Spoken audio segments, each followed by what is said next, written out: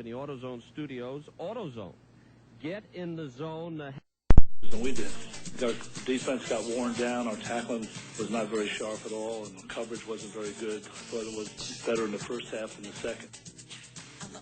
The voice of Ralph Friedgen, the head coach for at least the next 10 years at the University of Maryland, and what a job he has done this year. He won the ACC. Going into that game ranked 6th in the nation. They lose to Florida 56-23. The I'm Fat music was not my selection. Ralph is a large man. There's no question about that. There's some fat on him, but I don't know that we should center on the fact that he is obese. Great coach, and he's fat.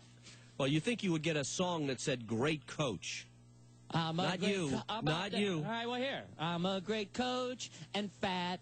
I am a great coach, and yes, I'm fat. How's that? Leave it to you to reduce it to... Speaking of fat friends of mine, Fat Triple Chin Holmgren says in the paper, had Hasselbeck been healthy, he would have had a rough decision. Yeah, fortunately for Mike, Hasselbeck was not healthy, or at least he's reported not healthy. Trent Dilfer will start against Kansas City, and rightfully so if they want it. They have a good shot there. They have a good shot. Baltimore, not to get off the subject, but Baltimore should beat Minnesota on Monday night, and the Jets should cave to the Raiders, except for the fact that Darrell Russell's been suspended, so he's done. It's in Oakland, though, and that's one of your, and you bring it up accurately many times, that's your travel game there. That's your east to west. Plus, they look like crap. Jets absolutely due to cave, but we'll check in with Chucky's Keys on Friday. Yeah. Well, that is an interesting scenario, and for Seattle to get in and the Jets to get out would be a disaster. And if Seattle gets in with Dilfer, I think they're dangerous, and we'll talk about it, like you said, later on in the week. But that's interesting. That starts to get very interesting. Right. He did this last year as a wild card team. Yeah, you're right. Dilfer did, but he had a little bit more powerful defense behind him. He did, but 3 road games all the way to the bowl. You got to give it to the kid. If they get in, certainly one of those ones where you look up and you go, God, I hope I don't have to play him. Well, on the contrary, that's the team I would think you would want to play in the AFC, would be Seattle. But again... We'll talk about it. Of all the teams, you want the last wild card team. Yes. Well, I don't want them, and I don't want New England. I'll tell you, the only thing, and I think you would enjoy this, if they did get in and Hasselbeck's shoulder healed, now you're looking at, if Dilfer goes out there and throws 3 or 4 touchdown passes, beats Kansas City, they get in, and Mike has forced, because of what he paid Hasselbeck, to put Hasselbeck in there, and they get thumped and don't score any points, well, then you got a real problem. Because Dilfer is a free agent after this year. Well, he's gone, and somebody will use him as a starter. Well, for sure, that's a question, isn't it? Now, let me ask you this. Since we're doing it, and we'll get back to this thing, or we'll get this thing. Let me ask you this. Go ahead. All right, Trent Dilfer has won 14 starts in a row. Right. Through 3 touchdown passes and a huge win against San Diego last week. Looked great. Right? Late, long touchdown passes. Yeah, terrific. Now he plays Kansas City, and either the Jets or Baltimore lose. They win. They beat Kansas City. I believe it's in Kansas City. They beat them 35. No, it's not. It's at Husky Stadium. It's at Husky Stadium. Okay, they beat them 35-7. All right. And Dilfer passes for 280 yards and 4 touchdowns. Right. Okay? Yeah. Now they go 1 week into the playoffs. Hasselbeck is still hurt. Dilfer leads them to a victory the first week in the playoffs, and then Hasselbeck is healthy. They pull Dilfer. Hasselbeck goes in the tank. And they lose. They lose, and now you have to re-sign Dilfer or let him go. Mike's job is very much on the line if that scenario played out. And there's no question that it could. And you're right. He caused it. You said it. In week 3, obviously you don't talk about him the way that I do, but you said he's putting himself in a box that he may find himself stuck in at the end. Well, here we are, and guess what? He's stuck in that box, and he taped himself up in it, and he did it. So he needed to let Hasselbeck. He needed to let Dilfer play himself out of the job, and Hasselbeck mature behind him, in my opinion. Correct. I think that was the decision he made in week 3, and what he did was, and Hasselbeck has improved, but he's not nearly at the level that Dilfer is. No and the question is, how can you go, and again, I like Mike Holmgren, but you got to question some of these decisions. How can you go out and sign John Randall, who's at the end of his career, Levon Kirkland, who's at the end of his career, and then say you're going to go with a young quarterback? why not let Dilfer, who can be, you could be of the opinion that Dilfer and Randall and Levon Kirkland maybe come from the same generation. Right. Yes, that's right. And you go out, you get Levon Kirkland, you get Randall because you want to win now. And then you put Hasselbeck in there as a developmental problem. Right. And it doesn't work. It makes no sense. Now you've messed with his head. You've pissed the fans off. He completely handled this wrong. The other thing he did that jumps out at me, that drives me nuts about coaches, and that's why I go crazy and say the things I do, is the hypocrisy of, he said, Matt Hasselbeck is our future, so when he's healthy, Matt goes in no matter what. Sean Alexander gets in on Sunday night against the Raiders because Waters is hurt and runs like the future of the team's running back. You know, it's like you couldn't be happier. He looks great. Ricky Waters comes back healthy, puts Alexander back on the bench. The complete opposite of what he said he was doing with the quarterback. No, what he did, he traded off with the two of them. He didn't put him back on the bench. I know, but he said that Waters was the starter because he was back. Well, let me just say, and that's a good point. That's a good point, but the reason, and I believe the reason he did that was because Waters is a better receiver, and what he did, he was looking for more flexibility. You feel like saying, either give me Hasselbeck and Alexander and cut the crap and say, those are the young guys, I'm going with it, or give me Dilfer and Waters, and like you said, Randall and Kirkland, these guys are at the end of the rope, you might have a shot. Yeah, I agree. I mean, I think he's made some questionable decisions, but it's not the coach that's making the bad decision. It's the GM side, and that is a problem. You should not have... And I say this directly to Marty Schottenheimer. I say it to Jimmy Johnson, who got run out of Miami trying to do this. I say it to Jerry Jones, who is, for all intents and purposes, the coach and the general manager. Do it again, apparently. Well, now, Parcells is one of the few success stories. Now, Parcells did it in New York and rebuilt the Jets instantly. He did it, to some degree, he did it in New England, but when they took it away from him, he left.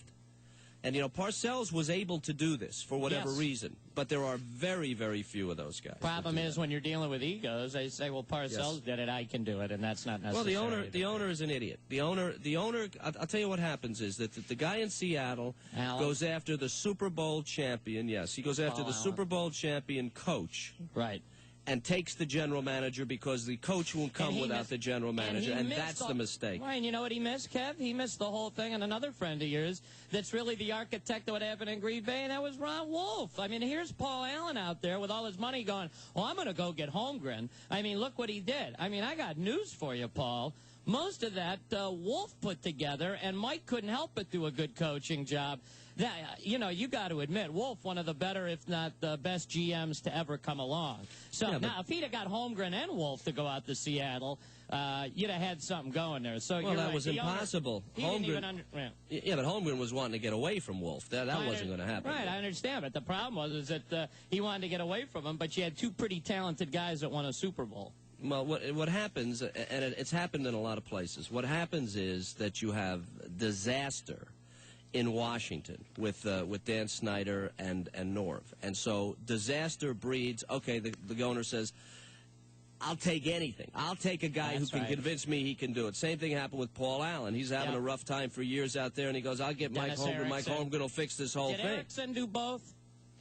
No, he did not. I understand it, he did not. And Erickson was not doing a bad job. He started out pretty well, and then he caved. But it's a tough business, and it's a tough. Both those jobs are enormously difficult. And in my opinion, separate those two jobs, and they're both worth $5 million a year. I agree with you 100%. You know, when I think of the old Seahawks, I think of Chuck Knox, and Chuck Knox didn't do both. Chuck Knox was a hell of a coach.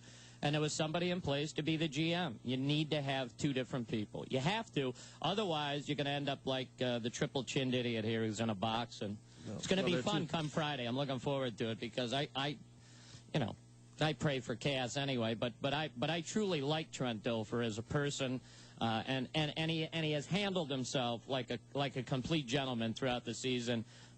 Would love. How about this? How about the Jets are out, and somehow, some way, Baltimore has to play Seattle?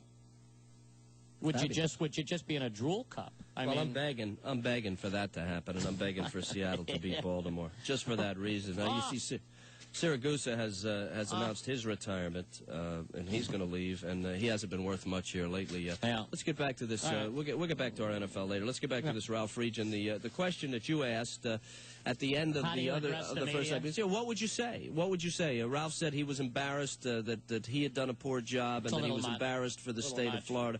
I think you say, look. How about put a nice spin on a great year? I mean, everybody spins.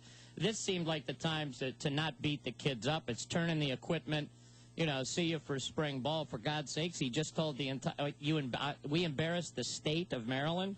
Well, he said it in the soundbite. All he did was fall short of saying we embarrassed the United States. Yeah. He was working on that. If they hadn't cut him off. In the soundbite, he said the right thing. He said at times they had more players than we did. And I think that's the answer to it. And I think the Maryland kids would accept that. Look. Yeah, that's fine, but we'll be back. I like stuff like that. Yeah, I like, you may have kicked us here, but this is a resilient bunch of guys, and we're going to be back. And, you know. We're working to get to the same level as the Florida program. And we will get there. But here's, and I'll tell you where he put himself in a box, and I know what he was trying to do by doing this, but earlier in the year, when they had gotten to 9 and 10 wins, he had said that they should be considered for the national championship. That he felt that, look, if you were going to consider Nebraska and you were going to consider Florida. We only have one loss. We're in that class. Well, clearly, at this point, you would have to say that there is Nebraska, there is Miami, there is Oregon, and there is other teams, and the University of Maryland is one of those other teams. What would you have said? 1-877-996-6369. What do you say? What do you think of that game? 1-877-99 on I think Fox. if it's during the year, I think I come out and I could say we sucked, and you do a Jim Mora. Last game of the year, you got to put some positive thing on it, I think. Yeah, I agree. I thought he did a poor job. How late? Coming into the hotel, he missed the curfew. He might play, but he won't start. Belisari played, but he didn't start. So the punishment for careening around Columbus, Ohio, with enough alcohol in you to embalm somebody is the same as being a couple minutes late? That's not right. Break into regular programming here for a special Kiley and Boom's Eyewitness exclusive.